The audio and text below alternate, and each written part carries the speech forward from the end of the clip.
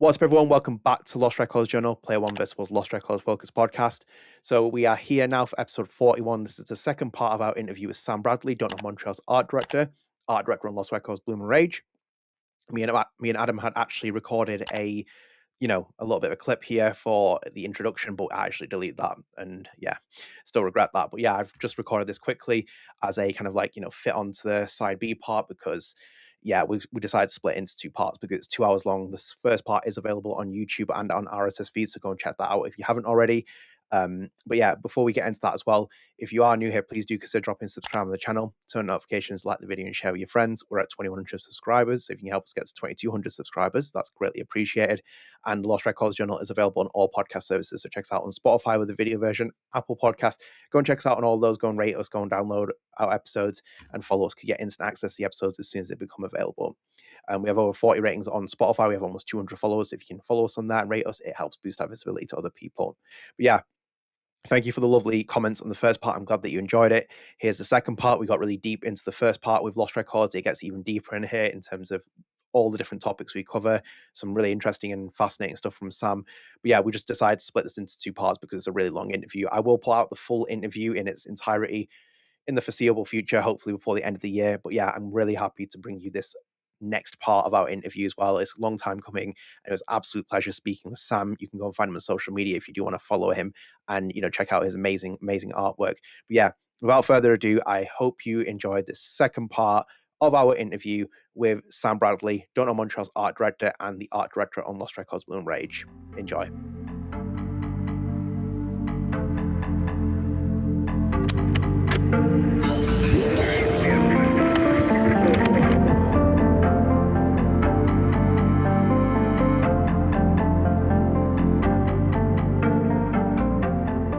No, very cool, very cool. And I'm going to keep the process on Michel as well, because obviously one of the things that we all get to enjoy is the key art with the feet dangling from the ledge.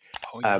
We all love that. And then obviously it becomes the main menu screen as well, and it kind of evolved into that. Talk us through that process of making something like that, because it seems so simple, yet it feels so, I don't know, like butterflies. At least when I look at it every time, I feel like it's quite powerful, just the representation of a summer in the 1990s, 1995. Walk us through that process of making something like that. Yeah. So this one is really cool. This is one of my favorite paintings, and then pieces of art that translated into the finished product in the whole game. And so we have this process at Don't Nod where when we're making concept art, there's kind of like different internal buckets and terms we use. And I don't want to get too inside baseball, but one of the terms we use is mood illustration. And this is essentially the same kind of thing you were showing before with the concert, where it isn't necessarily like, if you look at the mask art that I did, these are more traditional concepts where I'm drawing a thing that is sort of like a diagram for our character team to understand how to build an object in 3D, right? Like clear visual intentions, but it's more sterile. Whereas our mood illustrations are really not so much meant to be something that we have to worry about translating one-to-one. It's really about capturing the feelings of a scene, right? So this one was painted early on, and what we knew at the time was, I think this was either just before or just after I had switched into the art director role. So very early in the project, and Michel told me that we're going to be doing a music video sequence in a forest in Velvet Cove. And so he asked me to just pitch some ideas for different scenarios that could take place out there. And he had explained some of the sequences to me. Like, we knew that it was going to end beside the lake somehow.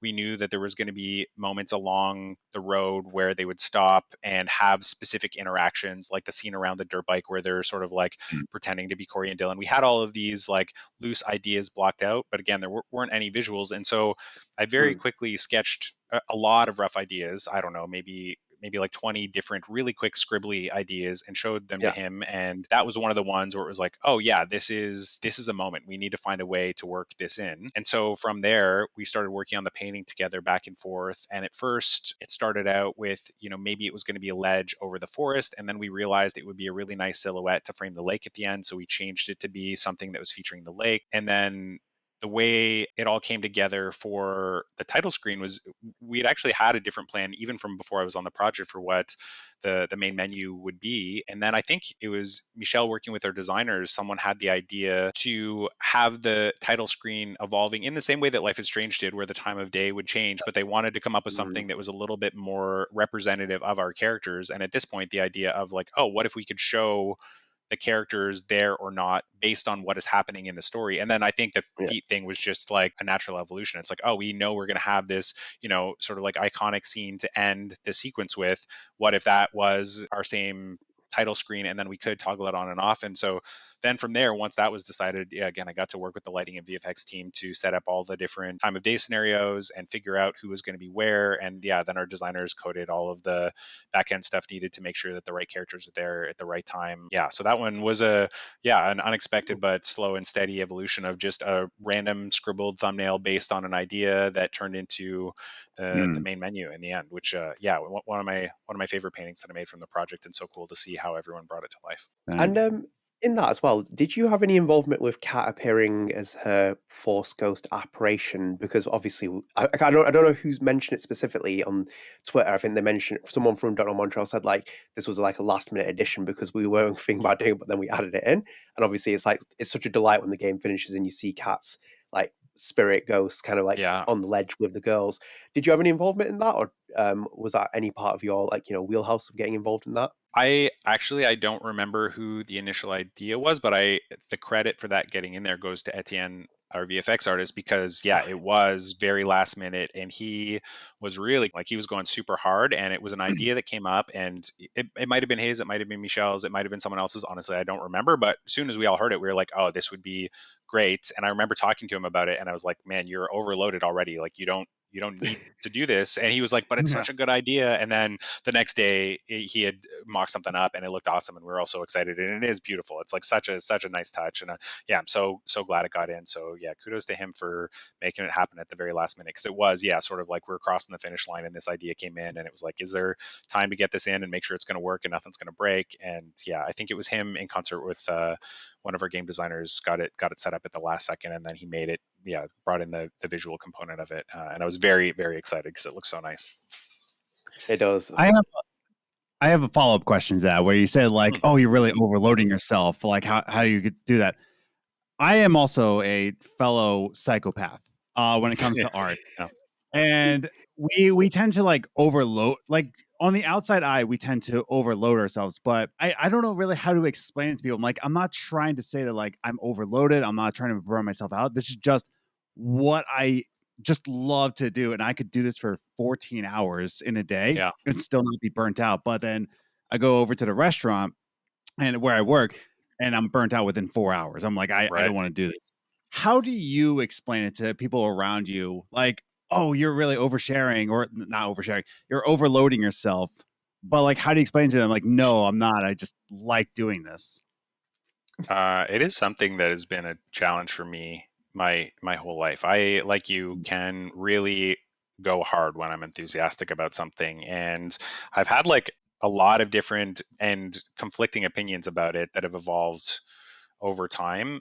For a while I was just like, I'm just going to work however I want, whenever I want, and it is what it is. And then there was a period where I was trying to be much more strict about this because it was like really impacting my personal life because I was not doing a good job of balancing my work and my life. Yeah. And I feel like now I'm kind of somewhere in the middle. I also had a period where I realized many years ago when I was working in television animation, I was, you know, again, going real hard. And I realized that even if I was fine with doing that, I realized it was starting to reflect poorly on the people around me because at the end of the Mm, week, when we all had to show what we had done, I would have like substantially more work to show all the time. But those other people, were just showing up for their 40-hour a week job and doing a great job. But when they had someone else who is just like, but I want more, it's got to be better, I can do more, sitting yeah. there next to them, it was setting unrealistic standards. So in that Oh, situation, I okay. remember specifically toning it down.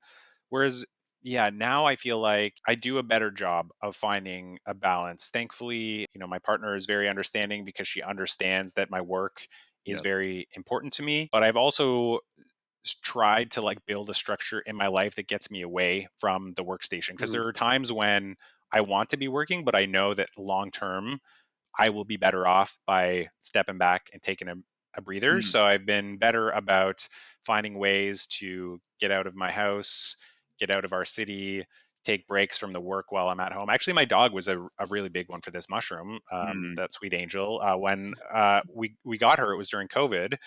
And I was just like, there was a period where this was, early COVID before the video game stuff, where because I wasn't leaving the house, I was just working nonstop. The computer was there, everything was closed. I couldn't see my friends because it was locked down. So it was just like work, sleep, work, sleep, work, sleep. And then, I realized that it was like taking a toll, not just like in terms of my mental health, but also my physical health, because I wasn't moving around. I was just like slowly melting into this chair. And then we got a dog, and I was like active and walking and getting exercise and, like playing fetch at the dog park and all this stuff. And so, this was like I think like a good sort of light bulb moment for me that I should be instituting other things in my life to encourage me to take breaks. And then, it comes back to the inspiration topic you were asking about earlier. So much of my inspiration comes from when I am away from my workstation. Like a lot of the inspiration for how the world and wildlife in Velvet Cove looks comes from me spending weekends at a cottage out in the country, walking and hiking in trails and being in nature, that sort of thing, taking a million pictures and getting excited about it, but not sitting here, just Googling and drawing and Googling and drawing. Yeah. So that is where I'm at now, where I have like a sort of like tenuous but mostly healthy relationship with work. But there are times like at the end of the project, like I was saying, it got really busy and I was in it. I was like, just wanted to make sure that the game we shipped was the game we wanted to ship, and I wouldn't have any regrets about letting things slide at the last minute. So it just, I don't know, it's part of who I am. And I guess in a way, I'm thankful. I know plenty of people who the work that they do every day is like very, very hard for them to, struggle through. And for me, I'm fortunate to have work that I, enjoy for the most part. It is still work. It's hard, but it's work that I enjoy. No, and a healthy life balance is always important. I mean, Adam talk about it every time because we have to juggle all kinds of things when we're doing podcasts and personal life. So it completely relates to us, and I'm glad that you have that as well, because it is very important to have something like that. I'm just going to pull a question in for Kevin Kestis from Patreon, because we know Sam Bradley's quite pesky with like his little things he's putting in the game. Even Michel's being asked in interviews, and he's like, I don't know about that. He's like, I might have to ask Sam or someone on the art team. So Kevin asked here, said, are there any hidden visual details or Easter egg players might miss unless they look closely? Oh yeah, there's so many. I feel like a lot of them have been found. I was shocked at how quickly there was a article listing all of the license plates like 3 days after the game had come out or something like that. And but there are ones in there that, I mean, to my knowledge, people haven't noticed. I have seen people comment on various pets that they have noticed in the game, and some of those have been identified as team members' pets. And I will say for sure that there are pets in the game that, to my knowledge, have never been acknowledged. And even people on our team don't realize where their pet is in the game. So, yes, this was another last minute squeeze it in there effort with me and one of our environment artists, Carol Ann. I sent her a couple of paintings at the very last second of different people's pets. And I was like, we got to hide these in there. And one day they will discover them, or someone will find them and show them on social media. So there are a couple I will not reveal here, because I'm excited for someone one day to get a DM a year from now and say, hey, is this your cat? Why is there a picture of your cat in this random place in the game? And so, yes, there are a few hidden in there that, as far as I know, have not been discovered. I'm trying to think if there's any other. Oh, well, the one I will say, because I know a million people have seen it, but one I've had context for is one of the pets. When you first enter the Blue Spruce, there's a cork board with a bunch of different interactable objects you can pick up and look at up close. But there's a missing cat flyer on that cork board that isn't interactable. There's no in-universe narrative for that. But the cat in that it belongs to one of our texture artists who worked on the project, Elmi, because we were on a group call where we were doing a review, and she had a service person in her apartment, and her cat escaped. So her cat actually went missing, and for 8 hours she was super panicked. And it turned out that for 8 hours her cat was just hidden under a pile of clothes in her closet, as cats are wont to do. But it was a panic because we were all on call, and she was like running around being like, oh my God, the repairman let my cat out, and she was freaking out. And we were all like, oh my God, your cat. Because we all see each other's pets in our meetings all the time, right? They're like popping up in front of the camera. And so that, I think, maybe actually was the one that started the cat portraits actually. And so yeah, the one in the blue spruce when you first walk in the door, that is Elmi's cat, and it is because Tokyo, I think is his name, he escaped, or at least we thought he escaped on call live, and we were all panicked. And then yeah, Estelle, one of our concept artists, she made that beautiful illustration of the cat, and we stuck it up on the corkboard in memory of that one very stressful meeting that we had. So are you Dang. telling us that Pippin and Bao are in the game? Hey, you hunt around and you may or may not. I will not confirm nor deny, but potentially if you dig around, something might show up. Oh, Okay. damn, there we go. There's some, some really There's nice Easter eggs in there. The entire development team is just going to be like looking for their cat now, or their Oh, yeah. variation of pets. Like, we need to look for them. No, that is Yeah, very cool, Sam. as far as I know, there's only 2 or 3. And yes, as far as I know, also only me and one other artist know where they are because we were the 2 that orchestrated it. So they're tucked away. Wow. Dang. Okay. Well, I saw Michel's interview where he talked about the bottles as well, and he's like, is that a reference to Life is Strange 1? Is that a Life is Strange reference? He's like, I'm gonna check with Sam, and it's like, I was like, no, that is not that. Yeah. But it's cool to see that you guys got that involvement. And one of the things I think is fascinating, me and Adam love this as well, because Adam's got his new ink and his new tattoo as well. Yeah. Swann Holloway's tattoo is like amazing. Oh. That entire design on her arm, the adult Swann Holloway. Walk me through making something like that, because I think this is where Oh my gosh. Juliet and the other team get involved as well. But how is it to do that? Because the dragon looks amazing. Is that Studio Ghibli inspired by any chance? I think, when we were talking about my inspiration, Studio Ghibli is a huge influence for me in general. So I wasn't looking at Spirited Away while I was drawing that, but I feel like all of my art has a little bit of Ghibli in there. Having worked in animation for a long time, Princess Mononoke is maybe my favorite movie of all time. Ghibli is very much in my DNA. But yeah, it's good that you mentioned Juliet for the tattoo, because she had a huge hand in this one. I think this is maybe the hardest execution-wise anyways task that I had on the project. There are other ones that maybe ideas were more challenging to wrap my head around, or I spent more time on, but just in terms of like making the finished art, the tattoo that you see on Swann, well, there are like variations of it again based on player choice, but there was an entirely different tattoo that was done, and Juliet put it on Swann's arm, and her and I were like, it's not good enough, is it? And we were like, nope, it's not good enough. And I spent many hours drawing the previous one, and at the time I was like confident. I was like, oh, this is going to work. We had a lot of back and forth with it. Michel had a bunch of ideas. Juliet had a bunch of ideas. I drew them. We thought it was going to work, and it didn't. And so we were like, okay, how do we salvage this? And this wasn't quite as last minute as the ghost cat feet, but not much before that. It was like, basically it was one of these things where it was like, okay, we can try one more time, but if it doesn't work the next time, we're shipping no matter what. There's like no more opportunity to fix this. Yeah. And so what we did, the way that it worked the first time was there was like a narrative idea, because like as you look at that tattoo, you realize it's really influenced by a lot of what happens in the story, right? And the idea is Swann has lost her memory, but in some part of her subconscious, the events of that fateful summer are still in there somewhere. And so she went to get a tattoo, and whether she realized it or not, those things that happened influenced the art that ended up on her arm. So we had sort of a more explicit version of what those ideas were that, had been lost in her brain, and translated it to the art. And yeah, the first round didn't work. So round 2, what we ended up doing was I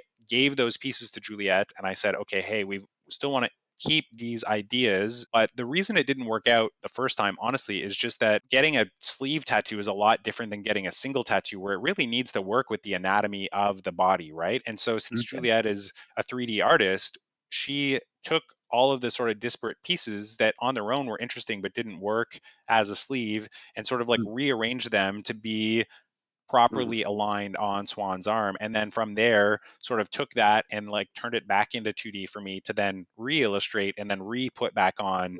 So yeah, there was this whole process where it was like back and forth and back and forth and back and forth. But in the end, again, this is one of those ones where it was like, didn't have to happen, but I'm so glad we did, because I love the end result. And it's crazy. I've seen, I think 5 now actual people get that tattoo, which is just mind-blowing to me. There was like young Sam in art school at one point was like, oh, wouldn't it be cool to be a tattoo artist? And clearly I've never pursued that, but now in a way I kind of have, right? Because I gave Swann a tattoo, and now a bunch of people have that tattoo on them, right? It's so cool. Yeah. And I mean, what better way to be confident that resonating with the fans then if they're seeing it and loving it, and then so much Mm, so that they're getting it tattooed on them. I feel Yeah. like that's a testament to the whole game, really. I mean, yeah. clearly they're liking the art of that tattoo, but it's so cool that people have connected so much with the game that they would want to like permanently make that their arm because they liked Bloom and Rage to that degree. Like what a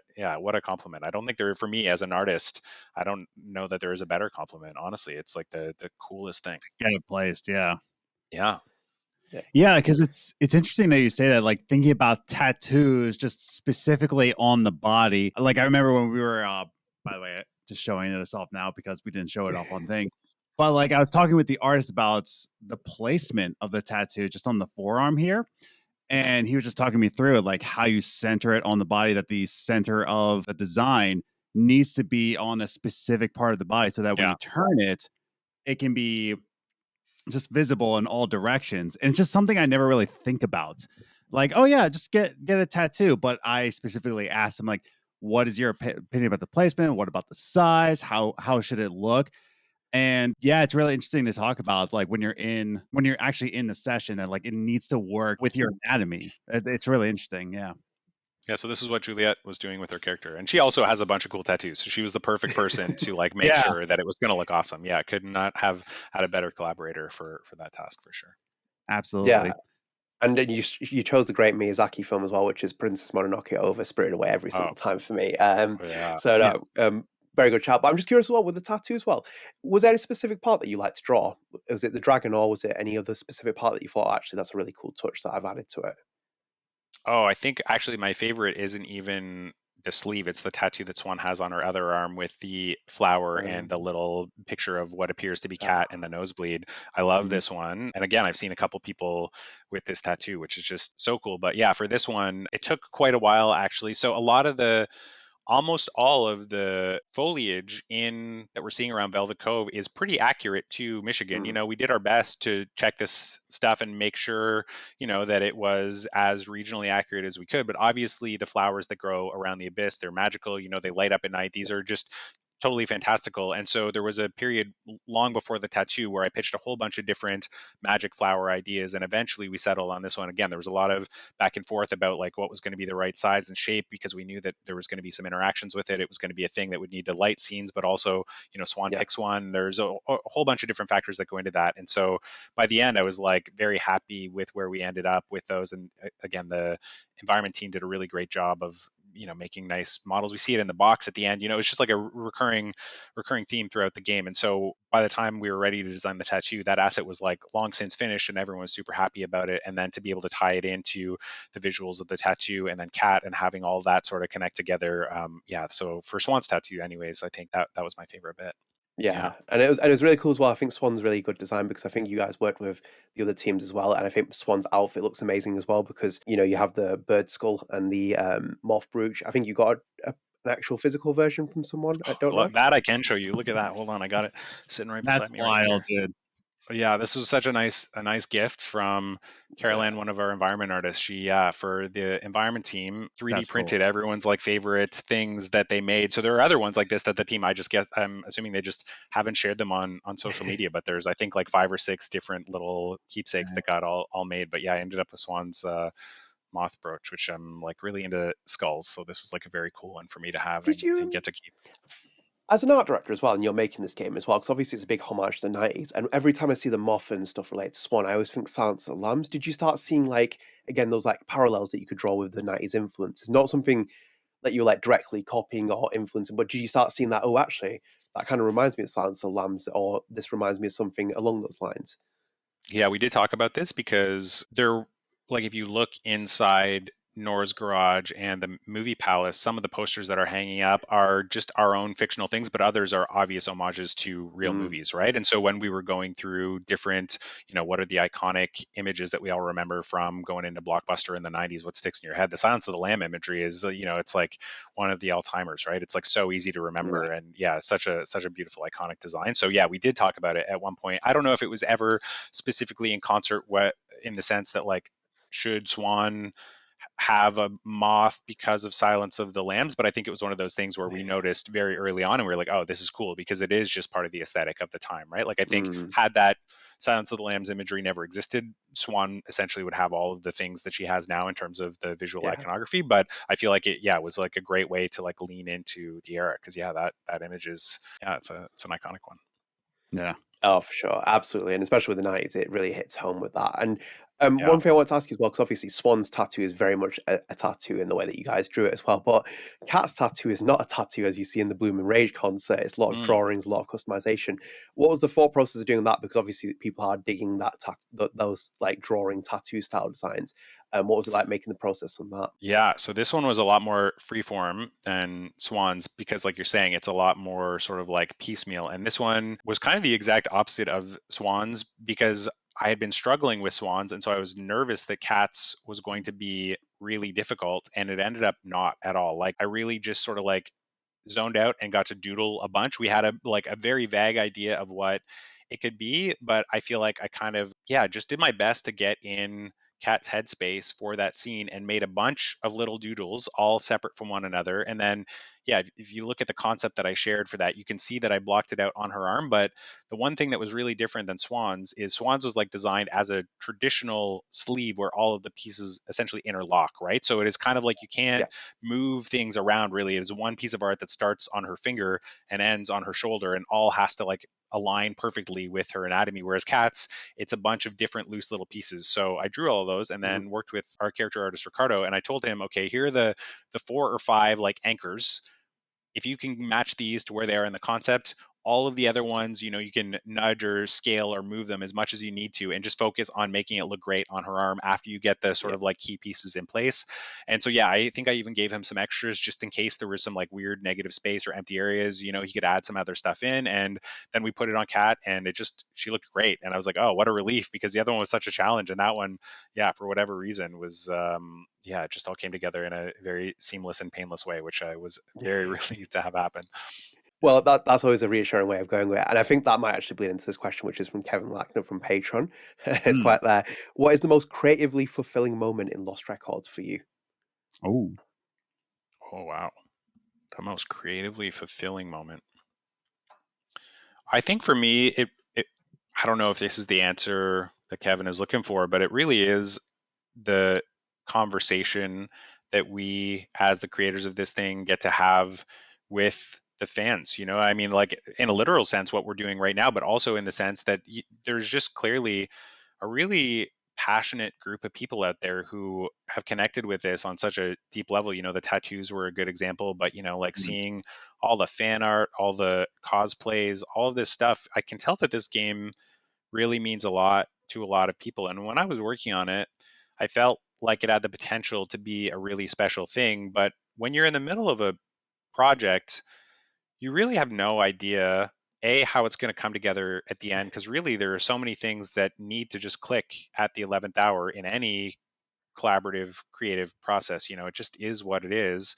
And then with video games especially, there's just so many moving pieces, right? Like so many different people with really like distinct and unique specialized skill sets all have to sort of come together and have everything all aligned to deliver an experience that a player is going to connect with in the end. And when you're in the middle of it, you can see a lot of people doing really great work, but also when you step back, you realize that the people who play the game, or I should say 99% of the people who play the game aren't really going to care about that stuff. What they're going to care about is the experience they have when they have a controller in their hand and they're sitting down in front of their TV after a long day at work and they want to experience something. Do they get that or not? And it's like, if they get it, then sure, it's cool to like Google the artists or the musicians and, put the soundtrack on your iPod, but you're not doing that if the game doesn't hit, right? And seeing people respond to it, I know that for the people we were hoping it was going to connect to, they have connected with it, right? And so for me, I feel like that is creatively the most satisfying thing, because you can imagine where it's going to go. You can have plans for where it's going to go. In many cases, there are going to be plans that change along the way. There are like many different constraints you have to work around. You talked about some of this with Luke and Michel on your call, but in the end, there's no way to guarantee what comes out is going to be what you imagine it, and there's no way to guarantee that people are going to connect the way that you hope that they will. But for me, yeah, for sure, the most creatively satisfying thing is that for sure some of those things have landed in the way that I hope they would for players, and they're having the feelings that I hope they would when they're engaging with the art that we made together. Absolutely. Yeah. And Michel said as well, like it's always like, it's just a crazy team and think game gets released. It's just hard to get like games out there. Like the work that you guys do behind the scenes is just like never seen. Like anything can happen in between. It can't. It scales and productions change, and it's just like you have to kind of like constantly adapt to your situation, don't you? Yeah, it's wild that any game gets released. It's like I feel like everyone you talk to who works in game dev, they're like, you'll never believe this crazy story, but every project is just crazy stories. It is what it is, and everyone does a good job of like, putting on a good front after things are done. You kind of have to be professional about it, but the reality is like if you could peek behind the curtain, honestly, at any dev studio, it's just like, everything's on fire, chickens running around with no heads. It's just craziness until the last minute when, everyone is really trying to rally and make sure that things come together the way we hoped. And yeah, the only way I can really be objective about it is to look at how other people are responding to it, because you get so deep into it. I worked on this game for like 4 years. It's next to impossible for me to be objective about it. Maybe I'll come back in 5 years, 10 years and play it, and I'll be able to really see it through, a distant pair of eyes. But yeah, it's still so fresh to me that like I see so much of what is behind the curtain, so much of the guts of the project when I'm looking at it, that it's very hard to look at it, just as a player and as a fan. So to see other people approach it that way and respond to it in the way I hope they would is really satisfying. Dang. Yeah, absolutely. And just to take away from Lost Records, because it's like one other topic I want to talk about Lost Records, but I want to move it away from it because your personal life is full of a lot of things. You like traveling, but one of the things that you love doing is baking. And Adam has thrown slander on this podcast before about us bakers. He's like, they're not chefs. He's like, they're just bakers. They're not. Pastry. They're straight up not. He does this they're kind of thing. scientists more than chefs, yes. I kind of wanted to let you address the situation with Adam's slander on bakers and like, your appreciation for bakers. Because like even one of our Patreon users, Kevin Lackner, he loves making, I think it's banana bread, and he loves like making baking stuff. Even and this is what I get. This is what I get for reaction, Sam. So I kind of wanted to let you address Adam and be like, put him in his place as he is for a chef. Well, I do have a cookie recipe, Adam, that potentially could change your mind. So if ever we are in a vicinity of one another, I will give you one of my custom marshmallow cornflake chocolate chip cookies, and we will see how you feel about this opinion after you have tried one. But to answer the question, part of the reason why I love it is I just feel like it's great for me to have hobbies that are really unrelated to art. And it kind of goes back to that work-life balance thing. This was a thing that I actively chose to pursue because I like sweets, I liked baked goods, and I realized at a point in my life, I just finished directing an animated film. My life was upside down. I was super, super burned out. I needed to reset. And what I needed to do was not just go back to spending all day, every day making art. I didn't want to leave that behind, but I just needed an outlet that was somewhat creative. And I will concede, Adam, you're right that it isn't all that creative. It is more of a science than an art. The more I deviate from recipes, the worse things turn out.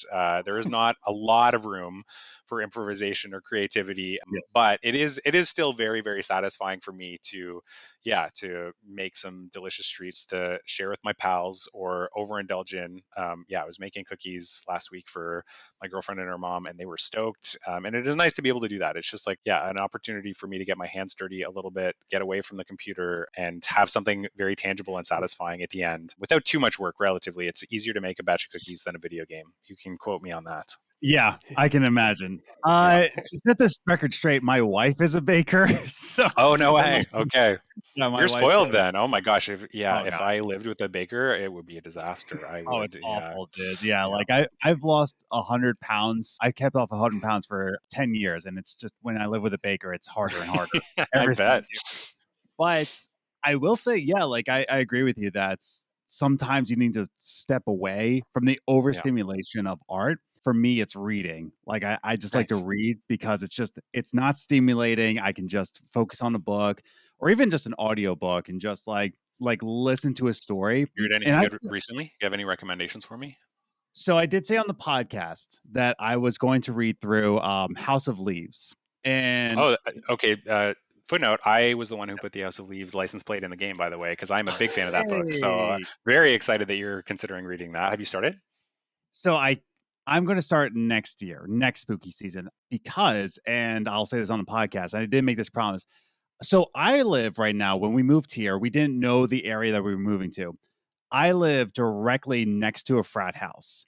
And then Oh, on the other side, there's some fraternity apartments. And then right across the street from us is, you guessed it, another fraternity. So I am surrounded by frat kids. So to be so concentrated yeah. that you need to have on House of Leaves, I'm like, let's wait for the next Yeah. place. We're not signing another lease here. Like when Okay. this lease is up.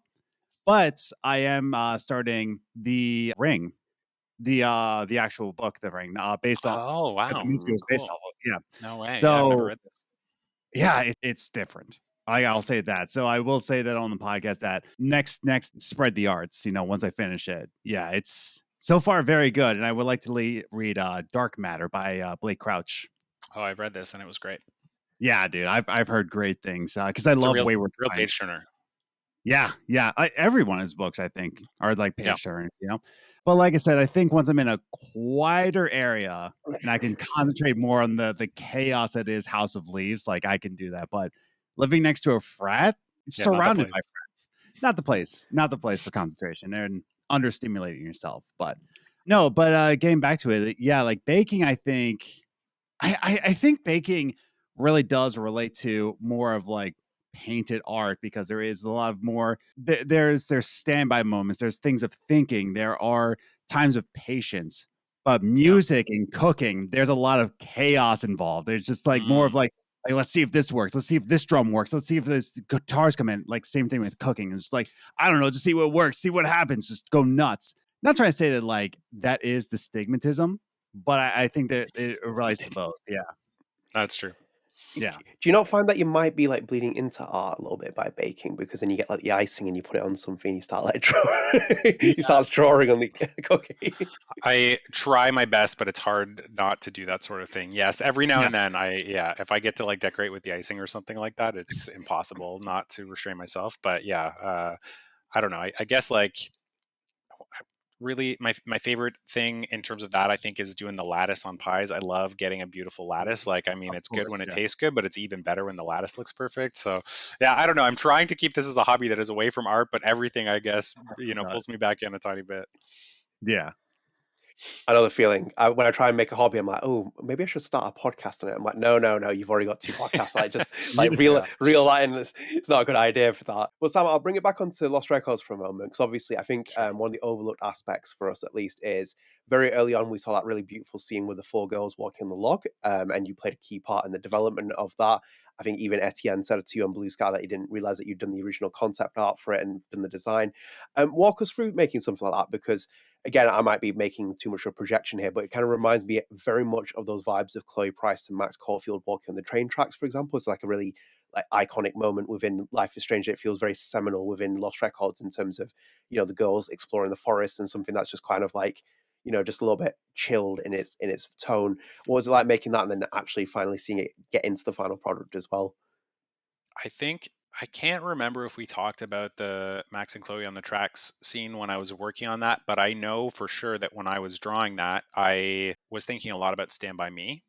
And I would be shocked if Michel or Edouard weren't looking at Stand By Me when they were planning out those train track scenes, right? Because you think about it and like there's very obvious parallels to what is going on in Stand By Me with both what I did with the log and what they did with the train track. And maybe we did talk about the Max and Chloe thing on the tracks at some point. Like I genuinely don't remember one way or the other, but yeah, I remember very distinctly thinking a lot about Stand By Me when I was making that image. And that was another one that really just became like an iconic moment from a sketch. It was part of that whole, we're going to have a music video in the forest, pitch some ideas. So similar to the one with the feet, I had a very, very quick sketch of a log and the 4 girls going across it. And I've seen something that's really cool is I've seen fan art of that scene based on my painting, so it's like 2 steps removed, but still is the scene from the game, which is like, such a cool thing. And then, while Michel worked much more closely with the cinematics team than I did. This is one where I was chatting with them a little bit because, I was hoping we could really try and keep the sort of like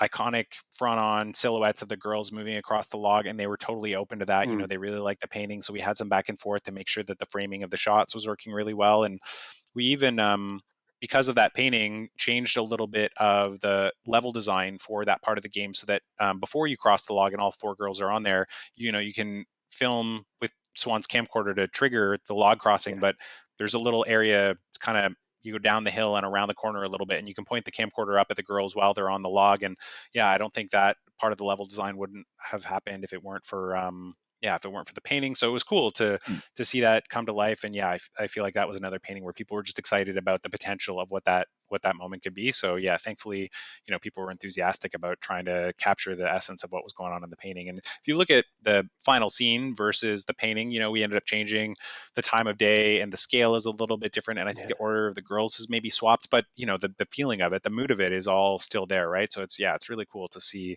the genesis of that idea all the way through to the finished shipping product. Dang. Yeah, and it is very cool to see how it plays. Like, it just feels quite the colors match the environment, and it makes it very I think very 90s aesthetic, summary, and the way it looks as well. And it's kind of bleeding into this question as well. It's from Kevin Kestis, and I kind of wanted to talk to it because we've been talking about all the positives, but this kind of adds into what he says here, which is the town of Velvet Cove feels like a character in itself, especially with the abyss. What's its design?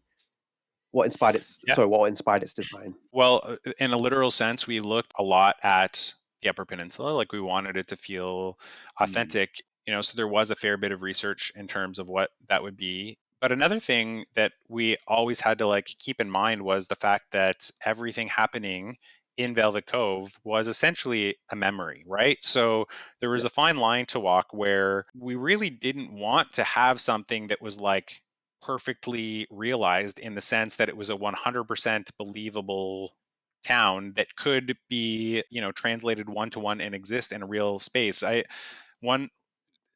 Credit to whoever this was. I saw somebody posting online about, they had sort of triangulated how the water tower that we see didn't make sense because it was always facing different directions when we were seeing it, and it meant that Swann's house would be on top of the movie palace. And in a way, it's super impressed that someone noticed, and they were actually in a literal sense they were right, but also that wasn't a mistake on our part. We were trying to think about the idea that if you were going to a movie store, you're going to your local small town equivalent of a Blockbuster to rent a movie every Friday night with your folks, and you could see the water tower, and then you went home and you could see it out your window. Probably you would remember it looking a specific way. You wouldn't remember the exact angle. It would just be the deer antlers. You would remember in your head the deer antlers, So we had planned these things out to feel more like a memory of a town in small ways. And another thing we talked a lot about was just the idea of liminal spaces, so we don't have roads connecting Swann's house to the Blue Spruce to the movie palace intentionally. We could have had a more concrete layout where everything was one-to-one. And I do have a map internally to make sure that the general geography aligns, but there were these allowances that we gave ourselves because we wanted the scenes to feel more like a memory of a specific place, as opposed to a GTA style map, completely regardless of production constraints. Obviously we wouldn't have had the resources to build out an entire town. It's just a different type of game at that point. But even if we had, I don't think I would have wanted to. I like these little pockets that we built that feel kind of, the scene at where they're at the playground at night trying to find the keys. It just feels like a memory of a playground, as opposed to okay, the playground is a block and a half from Swann's house, and here's the the sidewalk that you have to bike down to get there. And it's just no, you kind of have this fuzzy edges. We even put a lot of fog around that scene, around the edges, and I like that it kind of gets a little bit dreamlike when you're in that space. It's what is across the train tracks? I don't know. That's kind of where I remember the water tower, but is the lake over there? I'm not sure, and it just kind of, it becomes a little bit fuzzy in your brain. And that's the feeling we were going for, as opposed to the literal, here are the 6 blocks that define what Velvet Cove is. Nice. So Sam, it was really interesting to hear your perspective on that part. And there's one thing that really stood out for me, and it was about deers. And I kind of want to bleed into a question that Kevin asked here as well. So Kevin Lackner asked, and this is KJ, I'll keep forgetting that there's 2 Kevins here. Kevin Lackner asked here as well, said, what role does symbolism He's got slander against the Kevins, but anyway, what role does symbolism or visual metaphor play in your art direction? I think it's a big part of it for me in the way that I was trying to describe before, where I really like the idea that people can take some ownership over their experience of a thing after they have consumed it or while they're consuming it, right? So I feel like visual metaphor is one of the best ways to do this, because oftentimes there is going to be some explicit purpose for a thing, but if you're layering it in a way that isn't too in your face, it sort of allows people to decide how they want to engage with that, like, and since we were just talking about Velvet Cove and the water tower, the antlers, they're a great example of this. They came from a conversation between myself and Estelle, one of our concept artists, and Michel. We were in a concept meeting one day. We knew that we were going to have some iconic silhouettes that would represent the town. And I remember the three of us talking through and coming up with a bunch of different ideas, and the antler idea got settled on. And, there are so many different ways for a player to experience that and decide what that means in the larger context of the game, right? There is the way to interpret it in a literal sense where, you know, you see the antlers and then also, there's a deer farm later on. So maybe it is just the thing that this town is a town that is, known for its deer farms, and that's why it's there. But then also, you see the photograph of Swann where she's doing the peace sign, and, she's got seemingly the antlers coming out from behind her head. This was illustrated by one of our concept artists, Juliana, and she knocked it out of the park. It's so cool. And I've seen fan art of this exact same composition. And I think the fact that people are connecting with it in that way, it means something more than just there are some antlers because in this town there are deer, right? But what that is and what it means, like if you imagine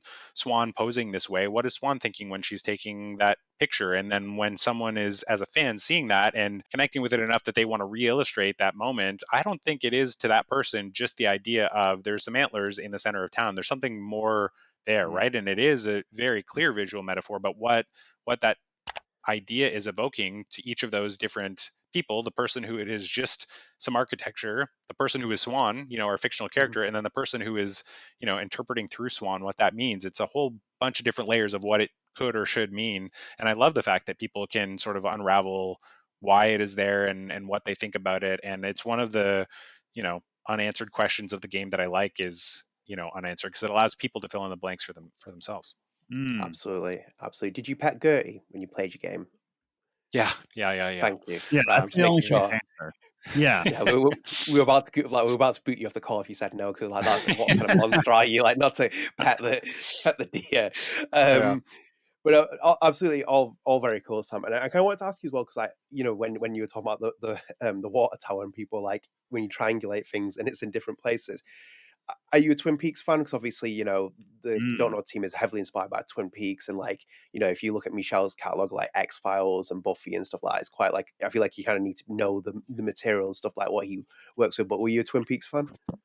Yeah, I think what has allowed Michel and I to collaborate pretty well together is we just do have a lot of the same influences. It was really easy to come on and understand what he was referencing, which makes my life much easier. It's obviously a lot harder if either the source material or the reference material is totally out of my wheelhouse. And I have, had collaborations like that before, and you find a way to make it work. But this one, for sure. I think Michel is definitely a bigger David Lynch fan than I am. Like it's one of, as he was saying on his chat with you guys, it's like an all-timer for him. And I like Lynch, but for Michel, it's like a huge influence. But I am familiar with it. I really like Twin Peaks. I still haven't watched the newest season though, which is why I say I'm clearly not as big a fan as Michel. I'm behind the one that came out, like the Return or the Revival or whatever, the one from like 10 years ago. My partner had never seen any of it. And so recently, probably about a year ago, I rewatched season 1 with her. And so probably this winter things get a little bit slower for us in life, and we'll probably do season 2, and then I'm excited to go on because I haven't seen season 3 yet, and I've heard good things about it, and I've seen a few random out of context clips, and I'm like, whoa, what is going on in this show? So I'm looking forward to the finale. And even Ruth Radley's in the Return as well, as I spoke to her yesterday about as well, which is quite cool.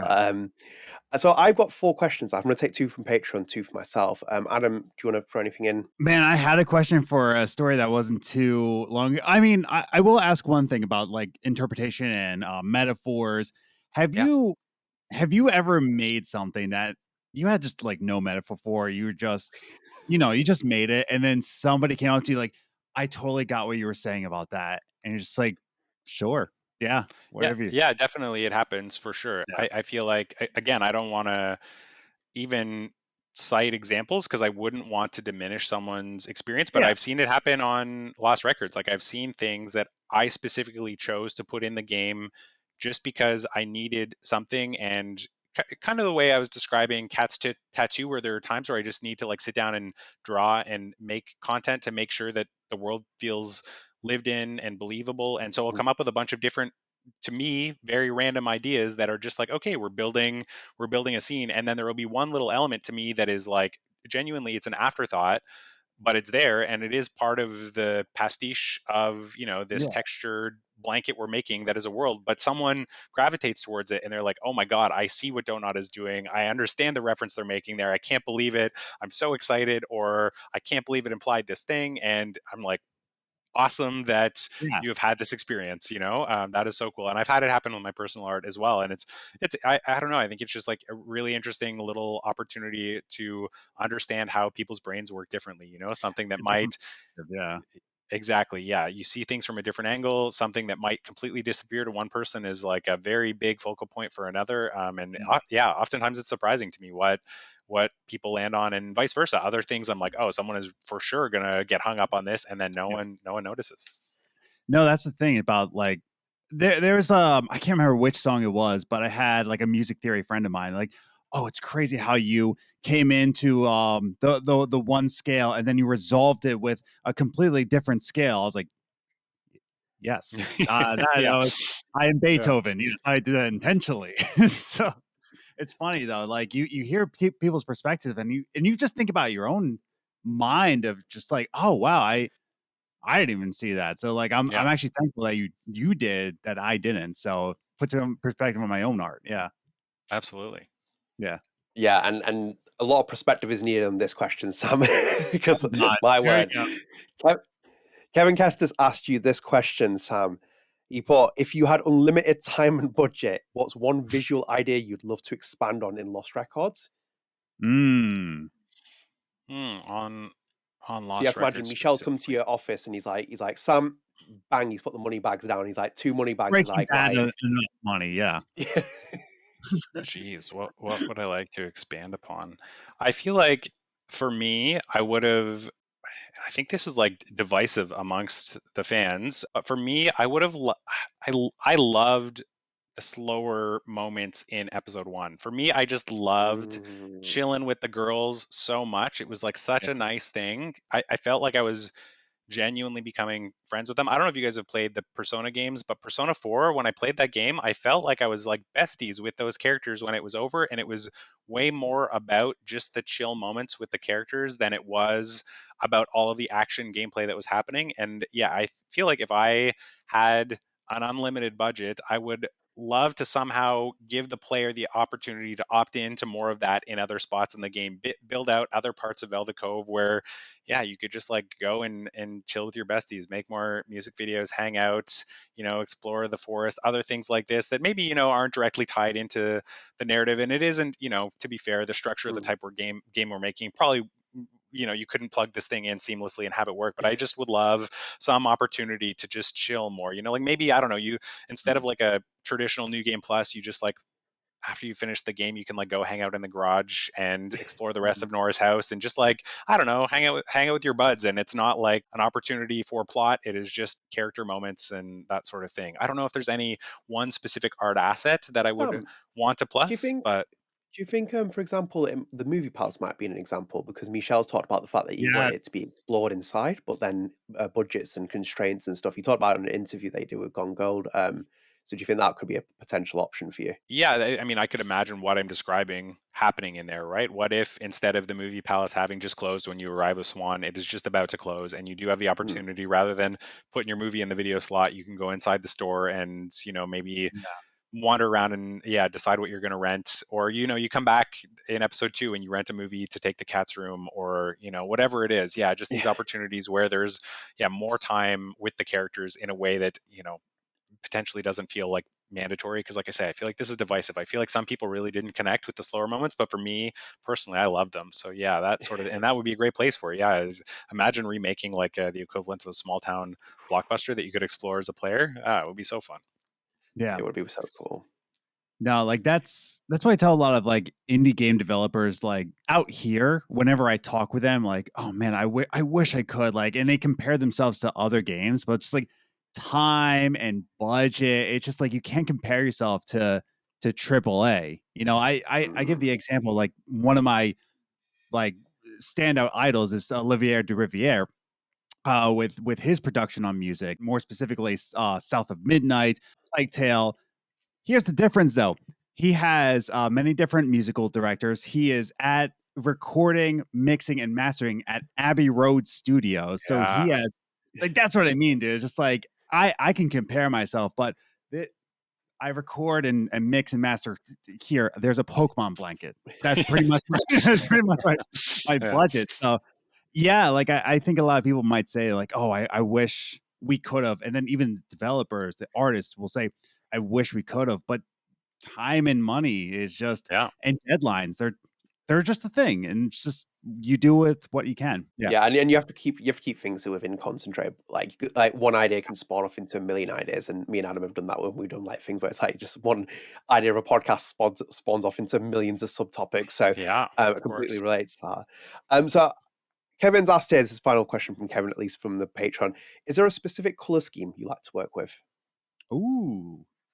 Oh, you know, it's funny because like when I work in my own art, I don't consciously do this, but people often say this, and yeah, especially when we started teasing early Lost Record stuff, a lot of people were like, "Oh, it's so obvious that you're working on this." And I'd worked on a film before, probably like 2021, called Intergalactic, which is like an animated feature film that's on Netflix. And the same thing, when that came out, so many people were like, oh, like even before they knew I worked on it, they reached out after the trailer dropped and were like, you must be working on this. And for me, you know, like I guess, but again, it's not a conscious thing. I feel like if you scroll my Instagram though, if you just sort of blur your eyes and roll the page, you're going to see like a lot of cool blues, light purples, and like really saturated teals, this sort of thing. But yeah, it's not like I have a palette that I start with. It just sort of oftentimes, I guess, ends up there unintentionally.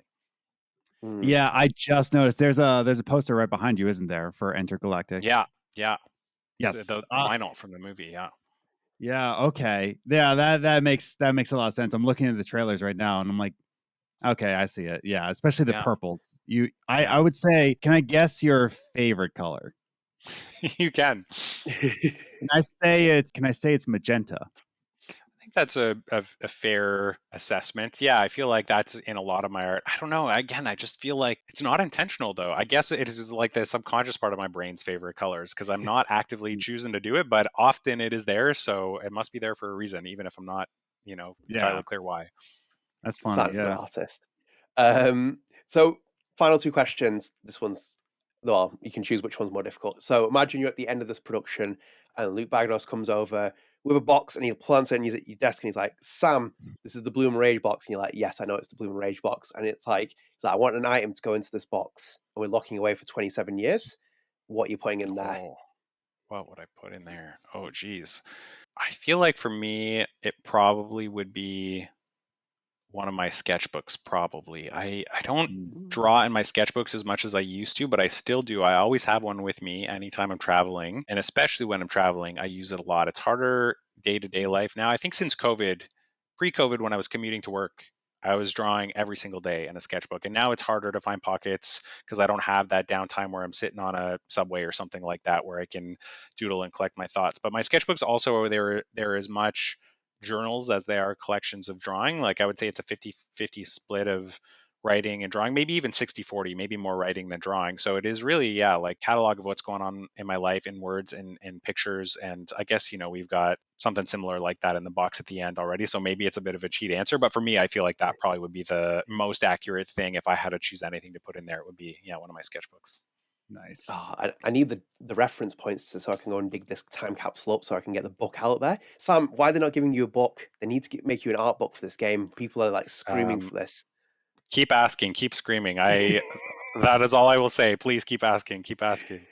That's Okay. it. I'm gonna scream at Michel after this and be like, give him an I art book, just please.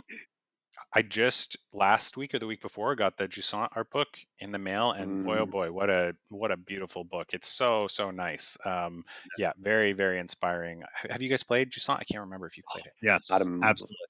Yeah, Yeah, the it's so good, music, right? the sound design of that game is just It's for stunning. the budget of that game, for it to have that kind of sound design was just absolutely insane. I don't even think it was mixed with Dolby Atmos, and it just sounds like so good, man. Like it sounds so Yeah, professional. So yeah, yeah, kudos to Jusant. yeah. yeah, and with Edward Kaplan's artwork as well, which is always amazing as well. And it's Such always an you can see inspiration. that as Yeah, well. man, what a talented Um, guy. Yeah. Absolutely. And Sam, to finally end up as well here as well, my final question, it could be the difficult, it could be easy, depends on the situation. So obviously, as I said, I was listening to that podcast and I thought it was fascinating just to kind of hear your perspective on artwork and just the way you do things and the way you see things as well. And I found a very interesting line that you said in there. It's just a paraphrase. You said, I'm excited when I see someone in that art over a specific skill set. You're the art director on this project. Some of your colleagues, what did you see in that art that stood out in the game? Like from other people, you mean? Yeah, as you said, I think, as I said, it's paraphrasing. I'm excited when I see someone in their art over a specific skill set. Oh yeah, when I see someone in their art, yes. Oh, that is yeah, it's the best thing for sure. And I feel like we're just the right team size at Don't Nod where people aren't starting to get lost in the crowd, right? Like I feel like Mm, if you're working on something like Call of Duty, and no, I don't want to sound disparaging about that or anything. There's like a lot of really cool and yeah. very impressive, and like the scale, like so much cool stuff goes into making a project like that. But really, it's hard to see an individual amongst that, right? Because there are a lot of different cooks in the kitchen and a lot of different people you have to appease. And yeah, at Don't Nod, we're just a small enough team that we're able to see ourselves in the art. In terms of like, I feel like, I don't know, I don't want it to make it sound like I'm playing favorites, but I think when you look at the game, the thing that most people are going to connect with are our characters, right? I feel like Mm, they're really at the heart of the game. And, the world is a character as well. Don't get me wrong. But I feel like when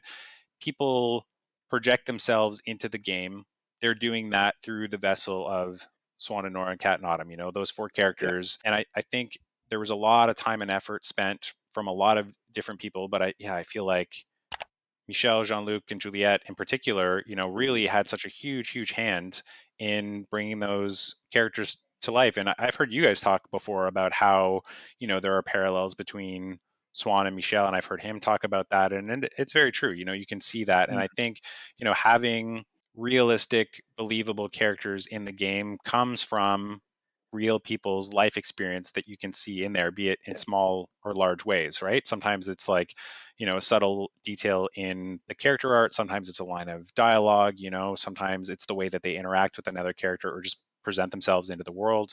In Swann's case, how she interacts with the world as well as the other characters, because she is a bit of a loner, Mm, And yeah, I think it, from my point of view as well, having worked with the team, it is probably easier for me than for the average fan to see where people in our project are sort of popping out and where it is just fiction, right? The line, I think, is yeah. probably a little bit more defined when you know the people who are responsible for bringing these things to life. So, yeah, I think the answer for me is seeing how believable our characters ended up being, how people connect with them, how they're not just cliches, how they feel like real people to a lot of people. And I think a lot of that comes from, yeah, the people who are responsible for making the characters who they are.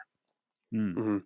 And you can't, as Michel says, well, as paraphrasing, you can't tell a great story about great characters. It has to kind of, it's binary with the circumstance, and especially with this kind of game, it is very much shown. And Sam, obviously, me and Adam could speak to you for about 50 hours as well, same as we did with Luke and Michel. But I think it's probably more apt to wrap up here as well, because then we can get the podcast out for people. So I hope you all enjoy listening to this. Obviously, Sam, again, thank you so much for your time. It was amazing to Do you speak mind if to I you just about share this. And some closing of thoughts before we? course, you can. Yes.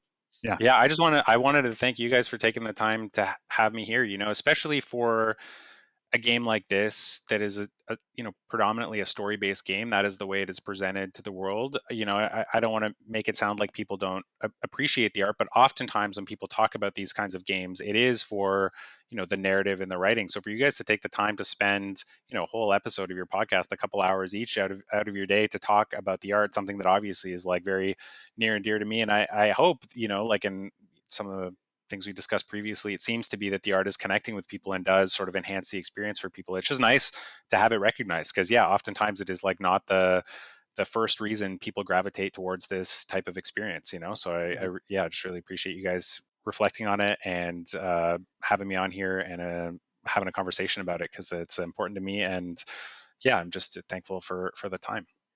I know. We appreciate you back. Yeah. Yeah, absolutely. And we love speaking to everyone at our studio, but like obviously we love to speak to Juliet, for example, because we think she's fascinating for like her work and the body of work that she's done. And obviously, we're trying to arrange interviews with Pippin at the minute to get Kat's perspective on the podcast. So, but no, like it is fascinating to hear your story, because I think at least from our perspective, when Adam wants to become a composer, that sometimes people overlook the other people that work on within the narrative and help bring it all to life as well. And so it's fascinating for us to talk to anyone who's been within these projects as well. So thank you so much for your time. And obviously we'll be 100% looking forward to seeing what you do next as well with Don't Nod Montreal and what the future holds as well with that. So guys, I hope you all enjoyed watching this as well. If you are new here, one more time, please do consider subscribing to the channel, turn notifications, like video, share your friends. And also as well, the Lost Records Journal is available on all podcast services. You can go and check us out over there. Go and follow us, go and rate us, go and download us. It helps boost our visibility on RSS feeds and everything else. And a big shout out to our Patreon subscribers as well for supporting us via Patreon. And I'm just trying to rush through because I just don't like doing the YouTube intros and outros too much. But thank you for all joining us here. Sam, one more time, thank you so much. You can find Sam on Blue Sky. He's on Instagram as well, so go and check him out. You can follow all his amazing artwork, and he's very active on there. And one more time as well from us, Sam, thank you so much. It was an absolute pleasure speaking to you as long as we did. It was just great podcast to have. Well, thanks for having me.